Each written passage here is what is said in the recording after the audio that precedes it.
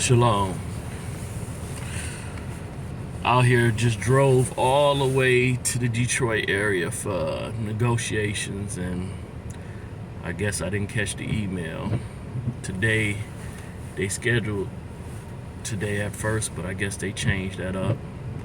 So I went through all that weather, I guess early for nothing, but I'm in this area, so I guess I'm gonna have to figure out what I'm gonna do until I can check into the hotel. Yeah. I've been thinking a lot lately. A lot going on. My flesh sometimes have pushed me to my limit. I'm definitely taking a backup, or set myself back, or taking a time out, or something. I ain't really doing much lately this week anyway, on social media, because kind of ain't been feeling in the ministry mode per se.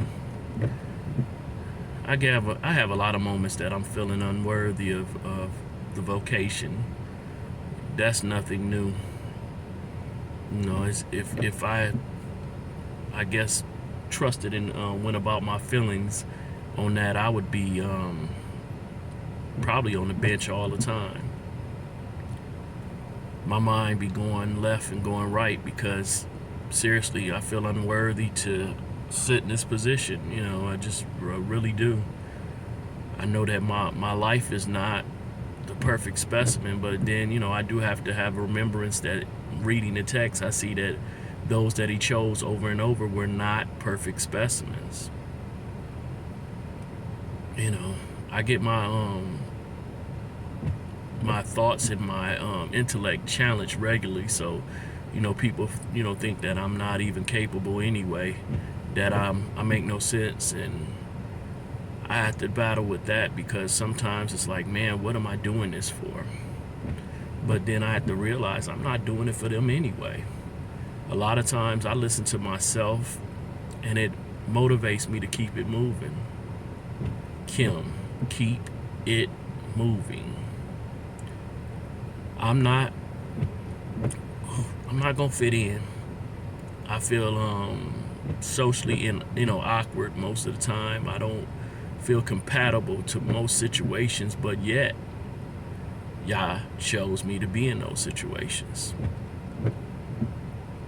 Some days I just feel like just disappearing, and wondered what would that be like, not being around, not being a bother to anybody. But then I get reminded that even though I feel like I'm left out, the last choice or the black sheep, there are some that really do love me, some that really do embrace me like that,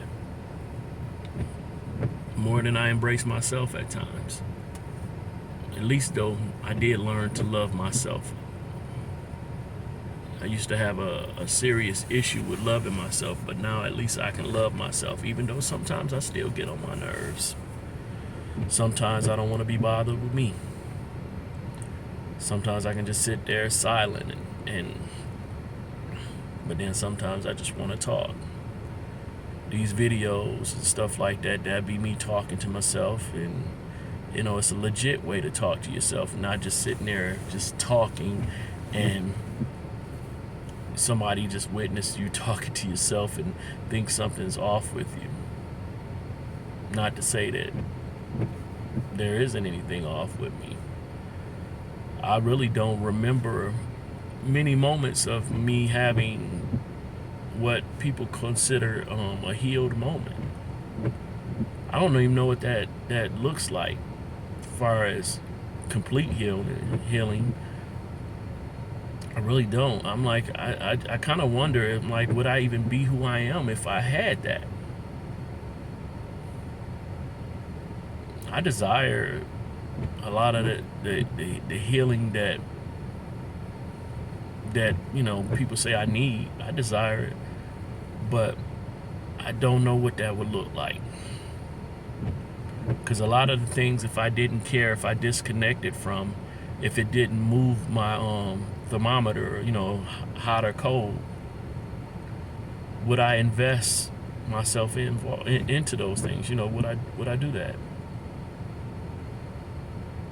Because I do know how to be callous and just cut things off, and a lot of times some of my callousness is self-defenses and stuff, and it's like, man, I would like to be able to operate better without those, but there's reasons. If a woman invest time in me or whatever, that's not my wife, not my family, a lot of times I'm blunt and cold in that situation, because I don't want there to be any lust or anything built from that. I really don't, because I know my weakness is that. So my first marriage, I had an affair. Been 20 years, in this marriage, and I have not had an affair as far as physically. I probably have communicated some things and stuff like that and had to cut that off or whatever. So can't really recollect, but I can't say for sure that I never gave somebody the inclination that they maybe had a chance or whatever. But I cut that off. I try to, anytime I think somebody think I'm flirting with them or whatever, I had to, oh, okay. I started acting funny with them real quick, because I can't invest into that. I'm not trying to add no love tokens for nobody else but my wife. Just not. And sometimes I'm ambiguous, or what? No, that's not the word. I'm trying to use big words, but sometimes I'm ignorant to what's going on in the moment. Again, like I said, I'm socially awkward, so sometimes I could be just, genuinely just dealing with somebody, and they could take it as if I'm flirting, whatever, and I'm like, no, I'm just being me. Sometimes when you do some of the things that your mother taught you, maybe I open a door for a woman, they can think that's a flirt, and I'm like, no, I'm just doing what my mother taught me.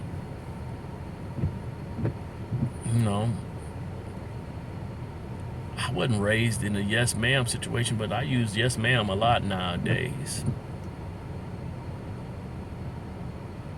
I try to be gentle and try to be appropriate in situations, but I definitely don't want to give more than what's supposed to be given.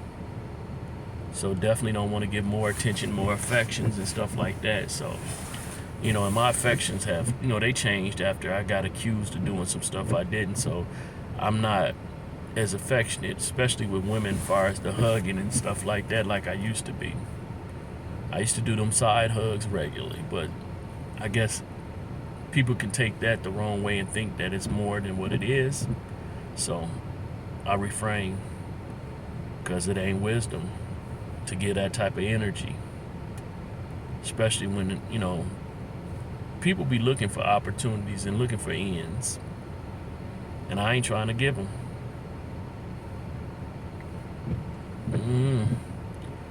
I know at Sabbath I felt that I was led to say some stuff, and I was trying to hold it, not say it, but I kept feeling the push to do it. And I don't know, I was trying not to be offensive or whatever, and they didn't take it offensive. I think I'd be more offended than other folks when I have something to say, to interject on something. And I don't know, that's that uncomfortableness, that hurt probably that's coming about, that lack of healing in certain areas. But they actually appreciated the information. I got to get out of my own way sometimes too. Because the message was great.